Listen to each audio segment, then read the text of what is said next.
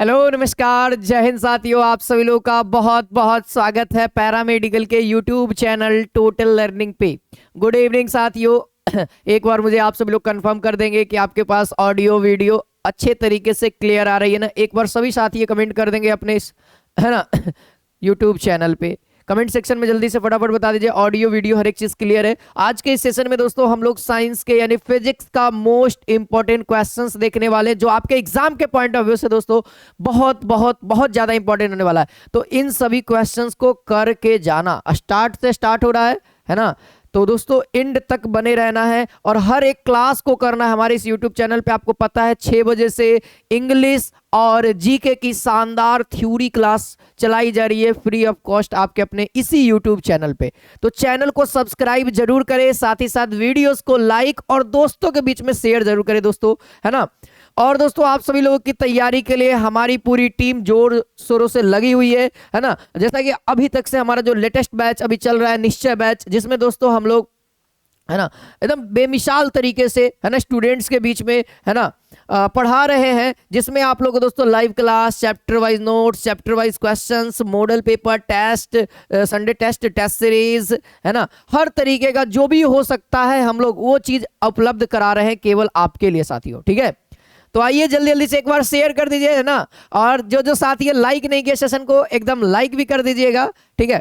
चलिए आइए, और जितने विद्यार्थी नए हैं मैं उन सभी से कहूं टेलीग्राम चैनल से जरूर जुड़े और प्रतिदिन आप मेरे साथ साथियों 8 बजे लाइव क्लास में जरूर जुड़े। शाम के 8 बजे से लाइव क्लास स्टार्ट होती है, एकदम 8 बजे आपके पास नोटिफिकेशन चला जाएगा और जुड़ना जरूर है ना, है ना। सिलेक्शन लेना है तो जुड़ना है साथियों, ठीक है। आज का पहला सवाल एकदम आसान सा सवाल है। प्रदीप्त और अदीप्त, है ना, प्रदीप्त वस्तुएं, अदीप्त वस्तुएं, ये सब चीजें आपको पता होगी। अदीप्त मतलब जो ऊष्मा को उत्सर्जित नहीं करता हो, प्रदीप्त मतलब जो ऊष्मा को उत्सर्जित करता हो, मतलब ऊर्जा को, है ना, ऊष्मा ऊर्जा को रिलीज करता हो, निकालता हो, है ना।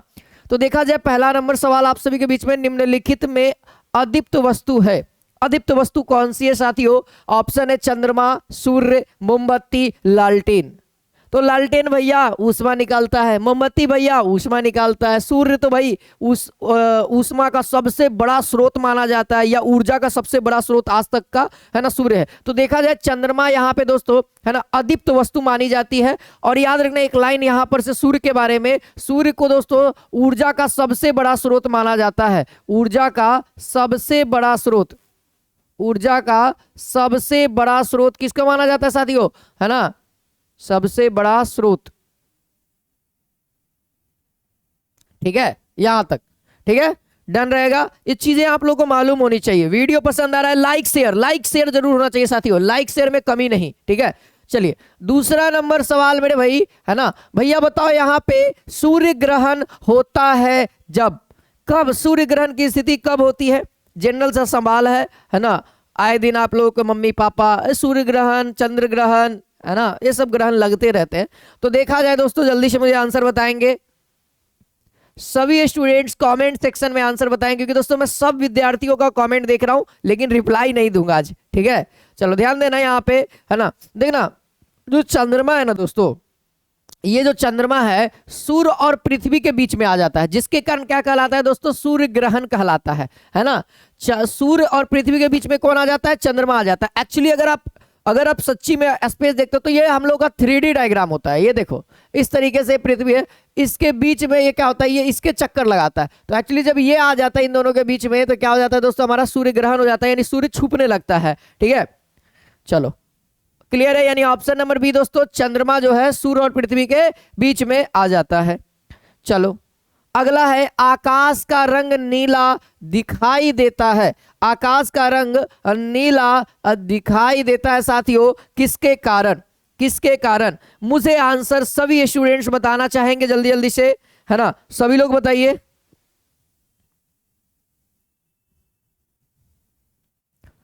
तो आकाश का जो रंग है नीला दिखाई देता है, इसका रीजन सभी विद्यार्थियों का आंसर आ रहा है ना, लगभग विद्यार्थी जो है ना एकदम सही आंसर बता रहे हैं। और ऐसा उम्मीद के साथ दोस्तों आप लोग एग्जाम में बैठिएगा। अभी तक तो इजी सवाल आ रहे हैं तो आप लोग बड़ा आराम से बना रहे हैं, बड़ा आराम से बना रहे हैं। अभी धीरे धीरे लेवल टफ हो जाएगा ना, फिर यही स्पीड आपको चाहिए दोस्तों। जैसे आप इन सभी आसान क्वेश्चंस को बनाने में लगा रहे हैं, बस यही स्पीड ना मेरे को ना आने वाले टफ एग्जाम्स में लेवल थोड़ा सा अप रहे, टफ नहीं कह सकते, लेवल थोड़ा सा अप रहे, तो उसमें भी ऐसा ही स्पीड बना रहना चाहिए। और ऐसा स्पीड बनाने के लिए दोस्तों आपको कंप्लीट अच्छे तरीके से पढ़ना होगा पूरे टॉपिक्स को, ठीक है। ये दोस्तों प्रकाश का रंग नीला क्यों दिखा देता है, क्योंकि दोस्तों जो प्रकाश के देखो सूर्य से बहुत सारी रंगें आती है, 7 कलर आती है, श्वेत प्रकाश आते हैं, तो क्या होता है ना उसमें से 7 रंगों में से दोस्तों नीला रंग का प्रकीर्णन अधिक हो जाता है। प्रकीर्णन मतलब फैलाव, प्रकीर्णन मतलब साधारण भाषा में फैलाव ज्यादा हो जाता है, और फैलाव ज्यादा होता है जिसके कारण आकाश का रंग क्या होता है, नीला दिखाई देता है ना।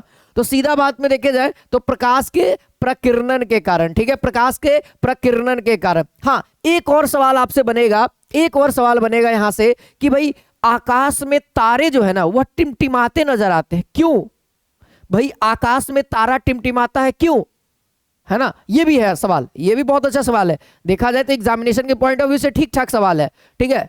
तो आंसर क्या होगा कमेंट में बताइए जल्दी से, आंसर क्या होगा, सभी लोग बताएंगे। देखिए ध्यान दीजिएगा, ठीक है, सभी लोग ध्यान दीजिएगा। जब भी तारा जब भी टिमटिमाता है दोस्तों, क्यों टिमटिमाता है मालूम है, प्रकाश के अपवर्तन के कारण, है ना। देखिएगा तारे टिमटिमाते हैं, क्या रीजन है दोस्तों, है ना, प्रकाश के अपवर्तन के कारण, प्रकाश का अपवर्तन ये कारण है साथियों, अपवर्तन रीजन है, ठीक है, अपवर्तन मेन रीजन है। क्यों, अब देखिए आकाश, देखो तारा से लाइट आया, तो लाइट जो तारा कहाँ है, अंतरिक्ष में, ब्रह्मांड में, मिल्की वे में है हमारा, है ना। हमारे आकाश गंगा का नाम क्या है, मिल्की वे, याद रखना हमारी आकाश गंगा का नाम क्या है, मिल्की वे, जीके का एक सवाल, ठीक है, आया हुआ सवाल है, ठीक है, हमारी आकाश गंगा का नाम, ठीक है। अब यहां से क्या हुआ, तारा से क्या हुआ दोस्तों, देखो यहां से ये हमारा अर्थ है, ये हमारा अर्थ है, यहां से क्या हुआ, तारा से लाइट आया, तो लाइट को सबसे पहले तो इसके बहुत सारे लेयर से गुजरना है, वायुमंडल के लेयर से गुजरना है।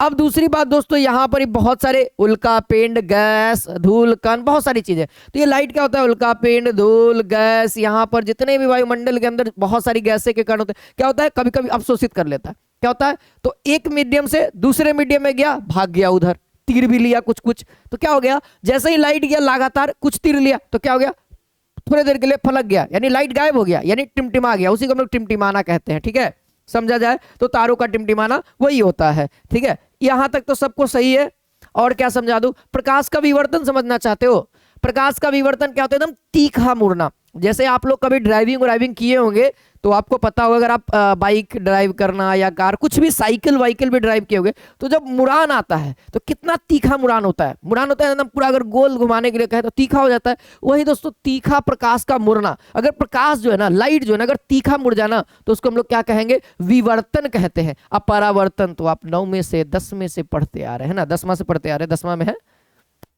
अब सवाल ये है दोस्तों, क्वेश्चन नंबर 4 आप सभी के बीच में, फटाफट आंसर सब लोग दीजिए। कहता है ट्रैफिक सिग्नल लाल रंग के होते हैं क्योंकि, लाल रंग का, अच्छा ट्रैफिक सिग्नल को लाल क्यों बनाया गया, यानी ऐसा सवाल ये, इस सवाल को थोड़ा देर के लिए मैं सही करना चाहता हूं। ट्रैफिक सिग्नल में जो रुकने या फिर खतरा का सिंबल है ना, या फिर सूचक लाल रंग को क्यों बनाया गया, ऐसे सवाल करना चाहिए था, क्योंकि ट्रैफिक सिग्नल में तो भाई हरा भी होता है, लाल भी होता है, पीला भी होता है ना, तो वो चीजें अलग मैटर है। तो सवाल ये होना चाहिए, कैसा सवाल, ऐसा होना चाहिए कि ट्रैफिक सिग्नल में रुकने के लिए लाल रंग का इस्तेमाल क्यों किया जाता है, या खतरे के लिए, है ना, खतरा सूचक के लिए लाल रंग का क्यों इस्तेमाल करते हैं। लाल रंग सस्ता मिलता है, लाल रंग का प्रकीर्णन सबसे कम होता है, लाल रंग का प्रकीर्णन सबसे अधिक होता है, लाल रंग अच्छा लगता है। तो याद रखना, प्रकीर्णन आप लोग समझ गए हो, प्रकीर्णन का मतलब फैल जाना, और जब भी कोई वस्तु फैल जाएगी तो क्या हो जाएगी, मतलब अवशोषित हो जाना, गायब हो जाना। तो बताओ लाल रंग अगर यहां पर ही हो, तुम्हारा रेलवे स्टेशन नजदीक पड़ता है और कोई बीच में घर नहीं है, तो याद रखना सिग्नल का जो पोस्ट है ना, वो लाल वाला, वो तुमको दिख जाएगा, वहां से तुम्हारे घर से दिख जाएगा। बीच में 1 किलोमीटर 2 किलोमीटर की भी गैप है ना, तो तुमको दिख जाएगा, लाल बत्ती जलते रहेगा तो, ठीक है। तो इसीलिए दोस्तों मेन बात है ना कि इसका प्रकीर्णन कम होता है। अब प्रकीर्णन कम होता है जिसके कारण क्या होता है, तरंग दैर्ध्य अधिक हो जाता है, तरंग दैर्ध्य अधिक हो जाता है ना। और तरंग दैर्ध्य अधिक होगा तो ज्यादा लंबा दूरी ट्रेवल करेगा, और इसीलिए ज्यादा लंबा दूरी, यही एक लाइट है, एक ऐसा यही लाइट है दोस्तों जो सबसे ज्यादा लंबा ट्रेवल कर सकता है, और लोग अवशोषित हो जाते हैं, कुछ लोग गायब हो जाते हैं। तो अगर मान लिया जाए खतरा का लिए लाल दे दिया, अब लाल दिया, अगर बैंगनी देता तो क्या होता, भूख भाग भूख भाग भूख भाग करता बीच में, क्योंकि बहुत सारे इन्वायरमेंट में, पर्यावरण में बस बहुत सारी चीजें, नाइट्रोजन, हाइड्रोजन गैस, बहुत सारे, कौन सा गैस उसको अवशोषित कर लेगा लाइट को, कोई ठीक है ना, बहुत सारे केमिकल्स भी है, अवशोषित कर लेगा, पता लगेगा लो लाइट है बीच में, ट्रेन चला रहा है, देख रहा है, अरे रुकना है, पता लगा कि अब बंद हो गया लाइट, यानी बढ़ा देना है, तो दिक्कत वाली बातें हैं। इसीलिए दोस्तों लाल रंग का हम लोग यूज करते हैं, सबसे कम प्रकीर्णन होता है। क्या होता है साथियों, सबसे कम प्रकीर्णन होता है, ठीक है। चलिए तब अगला सवाल देखा जाए, ब्लेड की छाया किनारों पर स्पष्ट होती है। अच्छा, ब्लेड की छाया दोस्तों किनारों पर स्पष्ट होती है, जल्दी से बताएंगे ये किसके कारण होता है। लाइट का सारा सवाल है दोस्तों, देखा जाए तो अच्छा खासा लाइट का सवाल यहाँ पे मैंने लेकर के आया हूं, है ना, लाइट का अच्छा लेवल का सवाल है। अगर आप ध्यान से अगर देखेंगे तो ब्लेड के किनारों पर जो स्पष्ट होती है दोस्तों, देखिए सभी बच्चे आंसर तो बता रहे हैं, लेकिन कुछ बच्चे गलत भी बता रहे हैं, तो ध्यान दो, गलत बता रहे हो इसमें कोई मैटर नहीं है, क्योंकि दोस्तों सीखना सबसे बड़ी चीज है, एग्जामिनेशन में गलती नहीं होनी चाहिए, ये मेरा सिद्धांत है ना, और आप लोगों को बार बार भी बोलता हूं, ठीक है। तो याद रखना दोस्तों, किसके कारण होता है, विवर्तन के कारण होता है, तो यहाँ पे याद रखिएगा विवर्तन के कारण, ना, प्रकाश के विवर्तन के कारण दोस्तों ब्लेड की छाया, है ना, किनारों पर स्पष्ट दिखाई देती है, ठीक है। तो यहां से आंसर क्या हो जाएगा, ऑप्शन नंबर ए वाले साथियों का सही होगा। चलिए क्वेश्चन नंबर 6 की ओर बढ़ते हैं। अंतरिक्ष यात्रियों को आकाश दिखाई देता है, यानी जैसे मान लिया जाए अभी हम लोग कहाँ हैं, पृथ्वी पर है, पृथ्वी से ऊपर देखना कैसा नजर आता है, नीला, किसके कारण, प्रकाश के प्रकीर्णन के कारण। अब थोड़ा सा लोकेशन चेंज किया जाए, अब हम लोग दोस्तों हाई फाई बनते हैं, थोड़ा सा चलो स्पेस में, यानी अंतरिक्ष में, यानी पृथ्वी के पर्यावरण से बाहर, पृथ्वी के पर्यावरण से जैसे ही हम लोग बाहर गए, हमारा आकाश यानी हमारा जो अंतरिक्ष जिसको हम लोग कह रहे हैं वह कैसा हो जाता है, नीला, सफेद, लाल, काला। तो जो ब्रह्मांड का जो रंग है ना दोस्तों, वह काला है, काला है। आप बहुत अच्छे से ब्रह्मांड को पढ़ेंगे, किसमें, जियोग्राफी में। अगर आप और हायर स्टडी करेंगे तो बहुत अच्छी अच्छी चीजें देखने को मिलेंगी, कि सब पूरा चीजें गति कर रहा है, हर एक चीज, सूर्य भी गति कर रहा है। आप लोग सुने होंगे कि सर ये सन है बीच में, इसके आसपास सारे ग्रह अपने अपने कक्षा में सर गति कर रहे हैं, ठीक है, आप भी सही है, लेकिन याद रखना, अच्छा आप लोग फिजिक्स में थोड़ा सा आना, थोड़ा सा मैं बताता हूं, थोड़ा देर के लिए फिजिक्स में आना। ये सूरज है, सूरज क्या कर रहा है दोस्तों, सेंटर में खड़ा है। आप समझना, आप देखो लट्टू नचाए हो कभी भी, लट्टू नचते हुए देखे होगे, लट्टू नचते हुए देखे होगे, देखो लट्टू जब स्पीड में नचता है तो क्या होता है, एक्सिस पे खड़ा रहता है, एकदम नुक्की पे खड़ा रहता है, कोई दिक्कत नहीं। और लट्टू का धीरे धीरे गति कम होता है, कैसे, एकदम चरखुट चरखुट, एकदम तेज ऐसे ऐसे नचने लगेगा, है ना, डमडोलिया नचने लगेगा। तो क्या होगा दोस्तों, यानी कहने का मतलब, जब तक वह अपने एक्सिस पे नहीं नचेगा तब तक वह पोजीशन नहीं बना के रखेगा। यानी दोस्तों अगर ये सेंटर में खड़ा है तो याद रखना सूरज घूम रहा है, घूम रहा है, तभी वह सेंटर पे अपनी स्थिति को बनाए रखा है ना, बनाए रखा है, तभी ये एक्सिस पे, अपने एक्सिस पे घूम रहा है। कैसे पृथ्वी अपने एक्सिस पे घूम रही है, एक दोस्तों, एक ये राउंड अप लगाना, एक परिक्रमा करना, और एक दोस्तों एक्सिस पे घूमना, यहीं पे घूम रहा है, यहीं पे घूम रहा है, और ये ऐसे ऐसे भी घूम रहा है। तो ऐसे ऐसे घूमता है तो दिन रात होता है, ऐसे ऐसे घूमता है तो भाई 1 साल होता है। क्लियर, इतनी चीजें, ठीक है। और इसके बीच में दोस्तों जब दो कोई पिंड, है ना, एक दूसरे के सर्कुलर पाथ पे गमन करती है तो कौन सा फोर्स निकलता है, अभिकेंद्र और अपकेंद्र बल, जिसके कारण दोस्तों एक दूसरे में ये टकराती नहीं है। बहुत सारी चीजें हैं, आपको जब फिजिक्स पढ़िएगा मेरे से, ग्रेविटेशन, तो उस टाइम में मैं बताता हूँ थोड़ा बहुत चीजें, लेकिन ज्यादा नहीं सर, है ना। चलिए अगला सवाल है, क्वेश्चन नंबर 7 यहाँ पे कहता है, 2 समतल दर्पण जो कि 60 डिग्री पे रखा हुआ है, जैसे मान लिया जाए ये समतल दर्पण है और ये एक समतल दर्पण है, ये एक्सिस से कितना डिग्री पे दोनों को रखा गया, 60 डिग्री पे।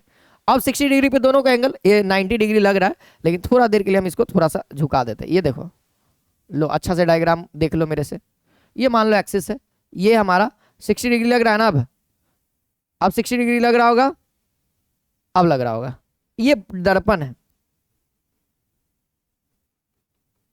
अब यहां पे एक हमने सरिता को रख दिया, है ना, हमने सरिता को बुला दिया, कहीं सरिता खड़ा हो जाए बीच में, सरिता को खड़ी कर दिया। अब सरिता का फोटो केगो बनेगा, अब बताना, सरिता का केगो फोटो बनेगा पूरा ऑल ओवर। तो इस तरीके के सवाल के लिए आप लोगों को मैंने एक सूत्र दिया था, याद करना है ना, याद करना दोस्तों। 360 बटा में डिग्री था ना, थीटा का है, अब -1 था ना। ये किसका था दोस्तों? प्रतिबिंब की संख्या के लिए, प्रतिबिंब की संख्या के लिए, बहुत आसान सा, प्रतिबिंब की संख्या के लिए। अच्छा 90 डिग्री पे होगा तो याद रखना अनलिमिटेड बन जाएगा। 90 डिग्री पे क्या हो जाएगा? अनलिमिटेड हो जाएगा मेरे साथियों। 90 डिग्री पे अनलिमिटेड हो जाता है, दोनों एक्सिस 90 डिग्री पे हो।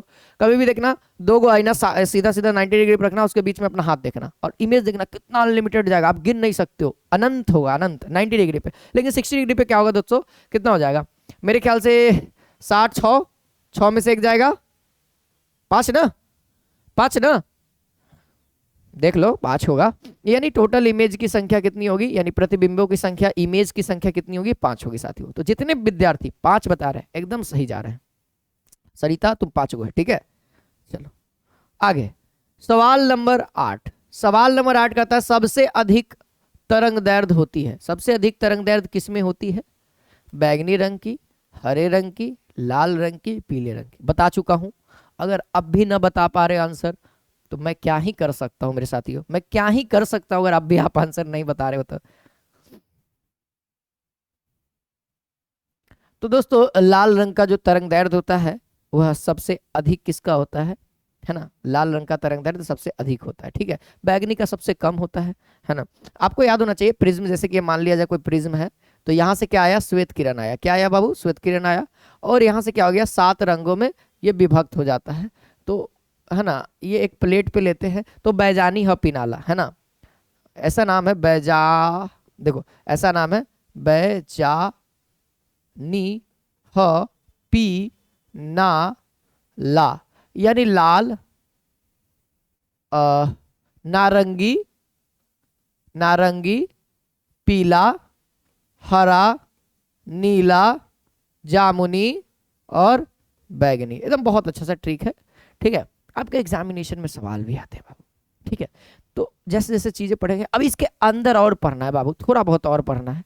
तो जब ऑप्टिक्स मेरे से पढ़िएगा ना, यूट्यूब पे मैं डालूंगा, डेमो डालूंगा यूट्यूब पे, टेंशन मत लेना भाई। ऑप्टिक्स इतना शानदार पढ़ा करके एक लेक्चर में डालूंगा, 2 से 3 घंटे का क्लास होगा, एकदम ऑप्टिक्स पढ़ लोगे। अगर ऑप्टिक्स यानी प्रकाशिकी यानी कि जो भी आप कहते हो, सवाल आएगा, छूटेगा नहीं मेरे भाई, छूटेगा नहीं, इसकी गारंटी मैं देता हूं, ठीक है। बस विश्वास रखो, ठीक है। देखो याद रखना, गुरु पे, माता पिता पे विश्वास रखने की जरूरत है और अदर व्यक्ति पे विश्वास मत रखना, गुरु और माता पिता पे, है ना। ये दो ऐसे चीज है, याद रखना, इन दोनों के आपके फायदे से उनका फायदा होगा, याद रखना।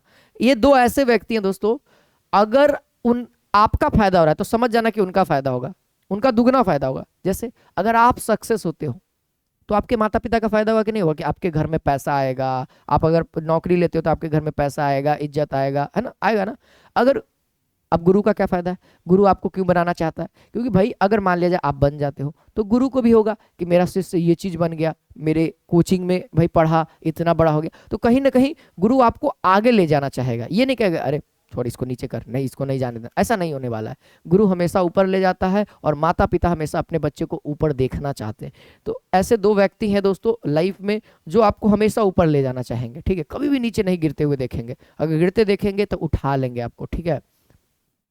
एक कूलाम ऋण आवेश में, है ना, इलेक्ट्रॉन की संख्या होती है। तो एक कूलाम में इलेक्ट्रॉन की संख्या कितनी होती है? याद करिए दोस्तों, 6.25 इंटू 10⁻18 इलेक्ट्रॉन्स होते हैं, याद करिएगा। सब डायरेक्ट सवाल पूछे जाने वाले हैं। कभी कभी आपसे एक और मैं इसमें, है ना, 6.25 इंटू 10⁻19 इलेक्ट्रॉन्स ऐसे भी हो जाता है, ठीक है। पॉइंट हटेगा तो नहीं, कम हो जाएगा ना, हाँ ठीक है, इतना ही पे रखेंगे, ठीक है। ऐसे ही हमारा करेक्ट आंसर है। अब बाकी अगर 19 रहेगा ना तो यहाँ पे पॉइंट क्या हो जाएगा दोस्तों? बढ़ जाएगा। यहाँ पे क्या होगा? पॉइंट बढ़ जाएगा, यानी 0.625 कर देंगे तो ये 10⁻19 हो जाएगा। यहाँ ये भी हो जाएगा, ये भी आंसर है हमारा, ठीक है। चलिए क्लियर है ना। और सर अच्छा, कुछ बच्चों को मन में आ रहा होगा कि सर ये कैसे आ गया, कुछ बच्चों को मन में आ गया कि सर एक कूलाम में कितना इलेक्ट्रॉन होता है। याद करना, है ना, क्यू बराबर प्लस माइनस एनी, क्वांटमी सिद्धांत याद है, प्लस माइनस एनी आप लोगों ने पढ़ा होगा क्लास 12th के अंदर, फिजिक्स अगर पढ़े होंगे तो ये चीज पढ़े होंगे, है ना। आवेश का क्वांटमीकरण, है ना, क्वांटिजाइज, आवेश का क्वांटमीकरण, ठीक है। तो आवेश का क्वांटमीकरण कहता है कि आवेश न या तो एक हो सकता है, या तो दो हो सकता है, या तो जीरो हो सकता है, या तो तीन हो सकता है, या तो चार हो सकता है, या तो पांच हो सकता है, लेकिन आवेश कभी आधा नहीं होगा, कभी डेसिमल में नहीं होगा, कभी फ्रैक्शन में नहीं होगा, हमेशा पूरा पूरा नंबर होगा, ठीक है। तो बताना यहाँ से n क्या है, n इलेक्ट्रॉन की संख्या है कि n कितने इलेक्ट्रॉन से, नंबर ऑफ इलेक्ट्रॉन्स। e क्या है, एक इलेक्ट्रॉन का चार्ज। एक इलेक्ट्रॉन का चार्ज कितना होता है, जरा आप सभी लोग मुझे बताना, एक इलेक्ट्रॉन का चार्ज कितना होता है दोस्तों, माइनस में होता है। इलेक्ट्रॉन का चार्ज क्या होता है, माइनस। देखो माइनस से घबराना नहीं है, माइनस केवल ये बताता है डायरेक्शन है बाबू। कभी कभी क्या होता है ना, आपके माइनस आ जाते हैं ना, तो लोग घबरा जाते हैं, यार माइनस आ गया क्या कर, अरे माइनस आ गया डायरेक्शन बता रहा है ना, ठीक है। तो देखो क्यू का वैल्यू क्या है, 1 कूलम, है ना। क्यू का वैल्यू क्या है, 1 कूलम, यानी 1 बराबर n, प्लस माइनस हटा दो, n मतलब निकालना ही है। ई कितना है मेरे भाई, ई है, कोई एक पॉजिटिव ले लेते हैं, केवल हमको तो भाई क्या लेना है, परिमाण लेना है ना। परिमाण लेते हैं, तो परिमाण लेंगे वैल्यू, तो माइनस यानी डायरेक्शन को हटाना होगा, है ना, दिशा थोड़ी लेंगे, माइनस मतलब दिशा दोस्तों। अब यहाँ से आप मुझे बताना दोस्तों, n का वैल्यू क्या हो जाएगा, 1/1 1 पॉइंट, है ना, 1 पॉइंट इंटू 10⁻⁻19। देखिएगा अगर आप ध्यान देंगे तो ये क्या हो जाएगा, 1/1 है ना 6, और ये गुना क्या हो जाएगा, इसको ऊपर ले जाएंगे तो ये क्या हो जाएगा, पावर वाला माइनस होता है, तो माइनस माइनस क्या हो जाएगा, पावर वाला प्लस होगा। पावर का चिन्ह उल्टा हो जाता है, अगर माइनस में तो ऊपर ले जाएगा तो प्लस में हो जाएगा, अगर प्लस में रहता तो ऊपर ले जाता है तो माइनस में हो जाता। तो खैर यहाँ पे ये आ गया। अब इसको हम कैलकुलेट करते हैं दोस्तों, तो कितना आ जाता है, ये इतना आ जाता है जब एक में, है ना, यानी अगर आप इसको देखेंगे, थोड़ा देर के लिए मैं प्लस कर देता हूँ, ठीक है। जैसे इसको सॉल्व कर देता हूँ, देखिए 10/16 होगा कि नहीं होगा, एक बार देख लो, है ना। सब चीज का प्रूफ है मेरे भाई। जब आप इसको कैलकुलेट करोगे कितना आएगा 5, और ये कितना आएगा 8, ठीक है।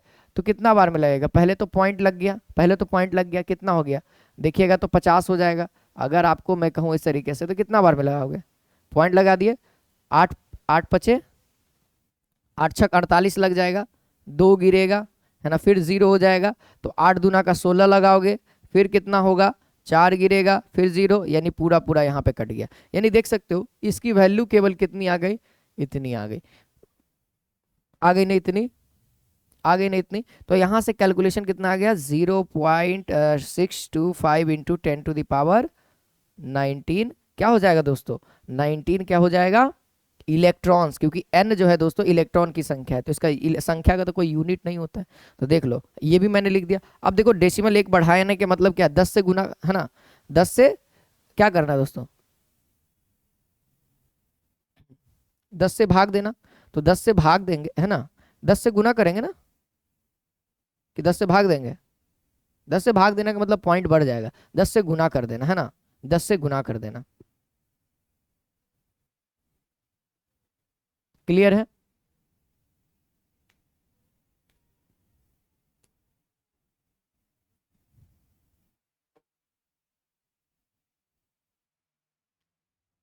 तो क्लियर होगा ना। तो यहाँ से क्या हो जाएगा, अगर मैं आपको इस फॉर्मेट में ले जाऊँ, है ना, तो आप लोग समझ पा रहे होगे, ठीक है। थोड़ा देर के लिए यहाँ पे देखना, देखो अब क्या होगा, देखो यहाँ से कितना आया हमारा, देखना यहाँ से 625 इंटू 10⁻19 आया, इतना है ना। तो इस चीज़ को देखना, ऐसे हम लोग लिख सकते हैं 625 अपॉन 1000 गुने 10⁻19। तो देखा जाए तो हमको केवल एक अंक के बाद पॉइंट चाहिए, तो 1 0 हटा दो, और यहाँ से कितना हो जाएगा दोस्तों, 18 हो जाएगा।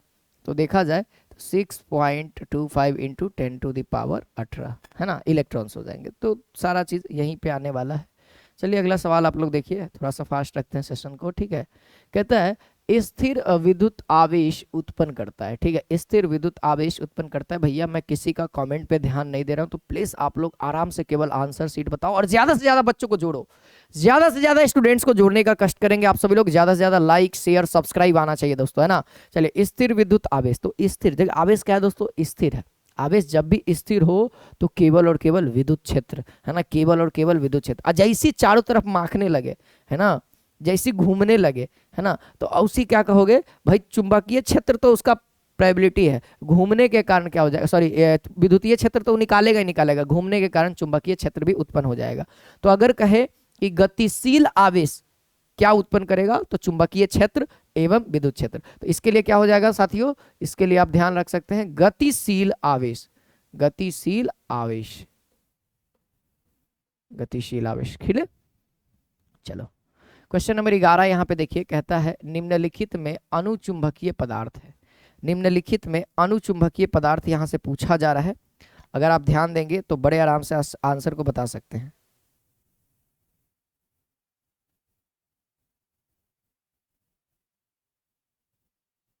है ना। जल्दी से एक बार साथियों आप सभी लोग आंसर बताएंगे, ठीक है।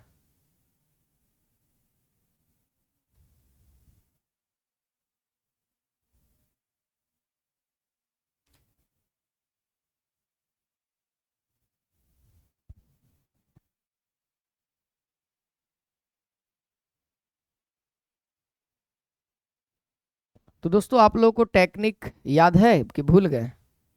उम्मीद करता हूं याद होगा। अनुचुंबकीय है, अनु मैम आ सोडा पिए, अनु मैम आ सोडा पिए, पी का मतलब प्लेटिनम, तो यहाँ पे पिए, अनु मैम आ सोडा पिए, अनु से अनुचुंबकीय, मै से मैगजीन, मैम मैम एक और मा आया मैग्नीशियम, है ना, मैग्नीज और मैग्नीशियम, अनु मैम आ से क्या हो जाएगा, आयोडीन हो जाएगा ना, आयोडीन, है ना। अनु मैम आ सोडा पिए यानी सोडियम, पीए मतलब प्लेटिनम, तो यहाँ से प्लेटिनम भी हमारा आंसर हो जाएगा। ये क्या है, एक अनुचुंबकीय यानी कि पारामैग्नेटिक, है ना, पारामैग्नेटिक एलिमेंट है।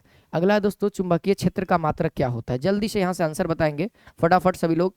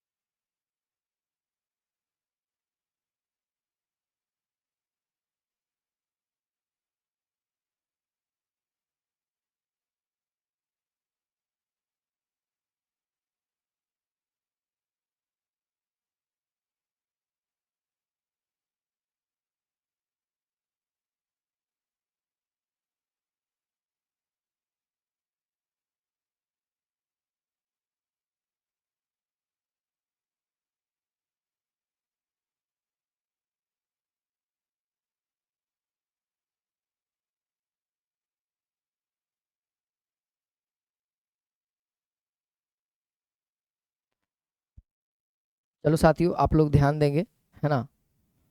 हाँ, क्या हो जाएगा यहाँ से,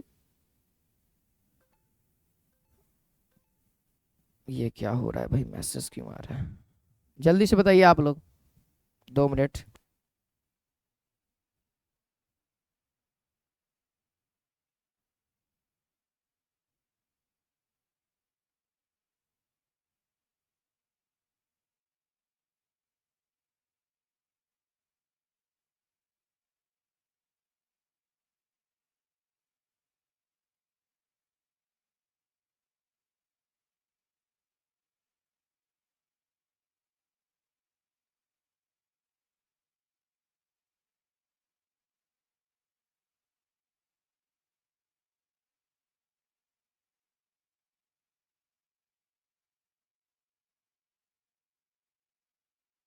चलिए दोस्तों यहाँ पे मैं आंसर दिखाता हूँ, ठीक है, सभी लोग ध्यान देंगे। देखिए दोस्तों यहाँ पर सबसे पहली बात, चुंबकीय क्षेत्र का जो इकाई होता है मेनली इकाई टेस्ला होता है, ठीक है, ध्यान देंगे सभी लोग। और एक्चुअली में जो टेस्ला बराबर हो जाएगा यहाँ से, है ना, ये न्यूटन प्रति एम्पियर मीटर के बराबर हो जाएगा, ठीक है, प्रति एम्पियर के बराबर हो जाएगा, ठीक है। यहाँ से ये एक आंसर मिल रहा है, और एक आंसर दोस्तों गॉस भी हो जाएगा, ठीक है, गॉस भी हो जाएगा, ठीक है, ध्यान रखेंगे 3 यूनिट हो अलग अलग। क्वेश्चन नंबर 13 कहता है कि यदि सूर्य का तापमान दुगना हो जाए तो पृथ्वी पर आने वाली ऊर्जा की दर कितनी होगी। तो सबसे पहले आप याद करो स्टीफन नियतांक, यानी ई बराबर क्या होगा, सिग्मा है ना, या स्टीफन नियतांक किसको कहते हैं। ये क्या होता है दोस्तों, एनर्जी बराबर क्या हो जाएगा, और टेम्परेचर, यानी कि टेम्परेचर का पावर 4। अब कह रहा है कि सर अकॉर्डिंग टू क्वेश्चन कि टेम्परेचर को हम क्या करेंगे, जो टेम्परेचर है वो पहले से दुगना हो जाएगा। तो पहले का टेम्परेचर टी है, एनर्जी क्या है, ई है। तो कह रहा है कि जो अब टेम्परेचर को क्या करिए ना, आप पहले की अपेक्षा दुगना कर दिया, टी था तो उसको दुगना कर दिया, यानी नया टेम्परेचर आ गया। तो एनर्जी भी क्या आएगा साथियों, नया आएगा, एनर्जी भी नया आएगा तो इवन। तो एनर्जी नया आएगा तो सारा चीज फंक्शन ही नया हो जाएगा। बस वैल्यू पुट करिए। अब बताना टी के पावर 4 को रखेंगे तो कितना आएगा, 16 T T T T square हो जाएगा, क्योंकि ये इसका स्क्वायर, इसका क्या पावर 4 करेंगे तो सॉरी पावर 4 आ जाएगा। जब आप कैलकुलेट करेंगे तो E1 बराबर क्या निकल के आएगा, सिग्मा, है ना, टी के पावर 4, और ये क्या होगा दोस्तों, 16 बाहर हो जाएगा। तो सो E1 बराबर कितना हो जाएगा साथियों, ठीक है। यहाँ पे देखा जाए तो ये E हो जाएगा, देखिए यहाँ से इस वाले इक्वेशन 1 से तो क्या हो जाएगा E और गुने 16, यानी देखा जाए तो एनर्जी जो है दोस्तों, जो ऊर्जा की दर है वह कितना गुना हो जाएगा, 16 गुना। तो यहाँ से 16x यानी 16 मल्टीपल हो जाएगा, 16x गुना हो जाएगा, ठीक है। चलिए क्वेश्चन नंबर 14, ये भी बहुत अच्छा सवाल है। कहता है दोस्तों कि प्रत्येक 4 ओम के 3 प्रतिरोध है और त्रिभुज का आकार का है। जैसे समझा जाए, ये हमारे सामने डायग्राम तो मैं एक्यूरेट बढ़िया नहीं बना पाऊंगा, ठीक है, तो आप थोड़ा सा मेंटेन करना।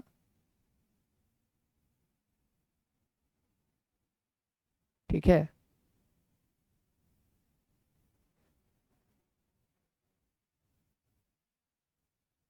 ठीक है, ये 3 है, और ये कितना कितना ओम का है, 4 ओम का है।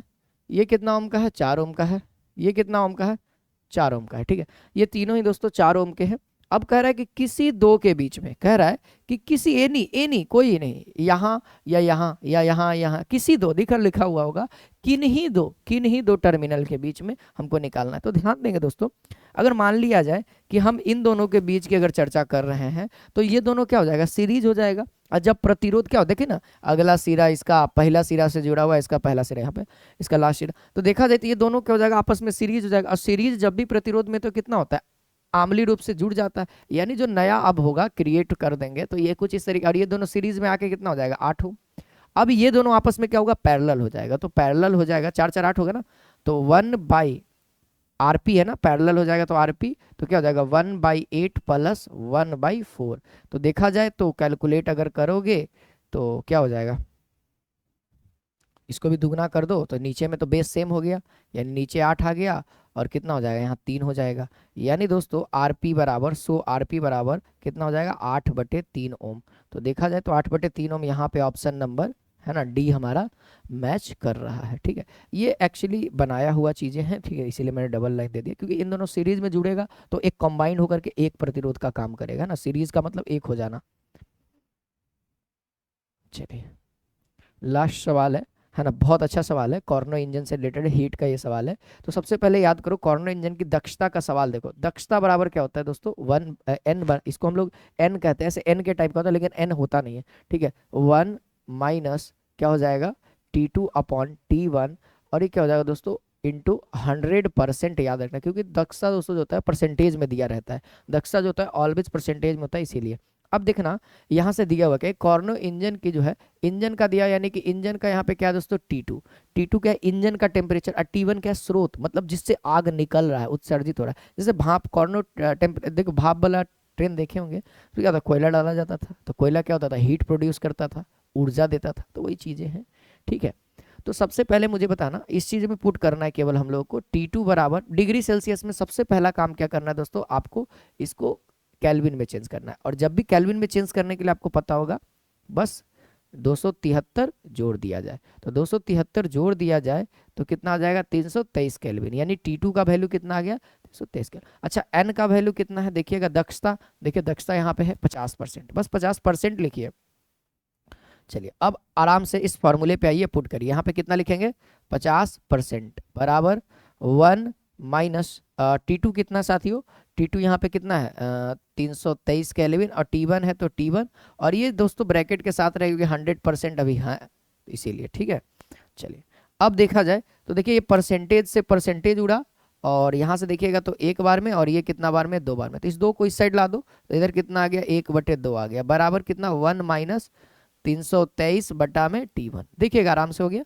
हमको T1 चाहिए, तो इसको इस साइड लाओ और इसको उस साइड भेज दो, यानी इस वाले को इस साइड लाएंगे तो क्या होगा, ये माइनस में है, 323 बटा में T1 क्या है, माइनस में है, तो इस साइड आएगा, इक्वल के उस साइड आएगा तो पॉजिटिव हो जाएगा, यानी लिख सकते हैं 323 बटा में T1, ये पॉजिटिव हो गया। अब ये पॉजिटिव है, इसको उस साइड इक्वल के उस साइड भेजेंगे तो क्या होगा, नेगेटिव हो जाएगा, यानी 1/2।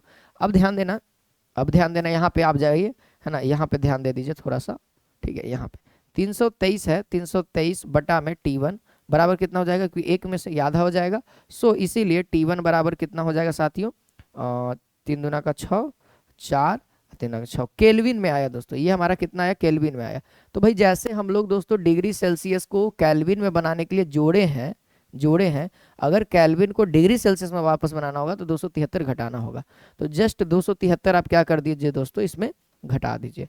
तो 273 जैसे ही घटाइए कितना आएगा, 3 यूनिट डिजिट 3 सबका आया, 14 में से 7 जाएगा 7, यानी कि यहाँ पे देख लो ऑप्शन नंबर ए 373, है ना। आप घटाइएगा तो 373, है ना, घटाने के बाद क्या आ जाएगा दोस्तों, 373 वो आएगा क्या में, डिग्री सेल्सियस में, ये हमारा केल्विन में आया था, ये आएगा डिग्री सेल्सियस में। उम्मीद है आप सभी को आज का क्लास बहुत अच्छा लगा होगा, थोड़ा सा कम समय के लिए क्लास, लेकिन लगभग दोस्तों हम लोग आधे घंटे की क्लास ले चुके हैं। अगर वीडियो पसंद आया होगा तो वीडियो को लाइक करें, कमेंट जरूर करें, आप लोग प्यारा सा एक कमेंट जरूर करते जाइएगा, है ना। आज के लिए इतना ही रखते हैं, मिलते हैं दोस्तों नेक्स्ट क्लास में। जय हिंद, जय भारत, वंदे मातरम।